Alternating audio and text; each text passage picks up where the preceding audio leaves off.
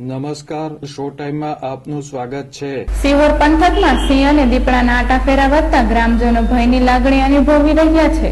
ગુંદાણા ગામમાં સિંહ પરિવારે પશુપાલકની હાજરીમાં ગાયનું મારણ કર્યું હતું। ગુંદાણા ગામની સીમમાં આવેલ ભોરાની વાવ તરફ જવાના માર્ગ પર જયંતિભાઈ પ્રેમજીભાઈ માલધારી ગાયને લઈને વાડીએ જતા હતા ત્યારે એક સિંહ પરિવારે ગાયનું મારણ કર્યું હતું। આ ઘટનામાં જયંતિભાઈનો બચાવ થયો હતો।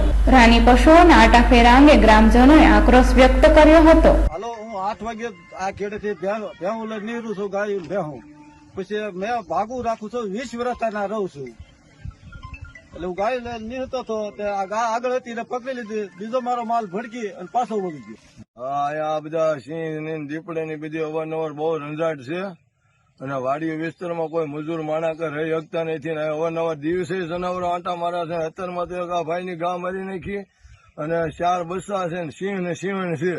અવારનવાર રસ્તામાં બધા દૂધ લઈને જવું કરવું, શનિવારે મંગળવારે દર્શન કરવા હનુમાન દાદા બધા આવતા જતા હોય અને દિવસે આ જનાવરો અત્યારે દિવસે મારણ કર્યું। આમાં કઈ રીતે માણસો હાલી ચાલી કરી શકે, કેમ ખેડ કરી શકે, માલઢોર કેમ માણા લઈને રહી શકે અંદર અને વાડીઓમાં રહી કેમ કોઈ મજૂર માણા મળતા નથી, ખેતી કરવા ખેતીમાં કોઈ રહી શકતા નથી। જનાવરની એટલી બધી માણાને રાડ લાગે છે, ભીતિ લાગે છે, ગમે એની માણા ઉપર હુમલા કરે છે, ધોળે દી ગાયો મારે છે।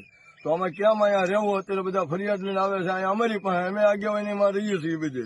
તો આ ભાઈ ની તો ગા મારી નાખી, આ ભાઈ ફોરેસ્ટમાં છે, આની ભેહું ની વાહ પડ્યો, આ ભાઈ તે ભાગ્યો પડ્યો, ભેહું ઉપર જઈને ભાગી, આ ભાઈ ની ગા મારી નાખી। જયંતિભાઈ પ્રેમજીભાઈ રામનગરમાં રહે છે ને એની વાડી ભાગમાં રાખીને હવારમાં ઢોર લઈને જાય છે, તો તરત એની ઉપર તરાપ મારીને ગા મારી નાખી। એની નજર સામે જો આ વાત હવે એમનું નિવેદન લઈ લો। ફોરેસ્ટમાં લગભગ 22 વર્ષથી સૌ અને હવે મારી ભેહું લઈને હું આવતો હતો ફોરેસ્ટમાં, તો કેડે ઉભા કેડે એક સિંહ છે, એક સિંહણ છે અને 4 બચ્ચા એ લૂંડું દેખાતા મારી ભેહું ભડક્યું પડીને જો મને પછાડ્યો જાય।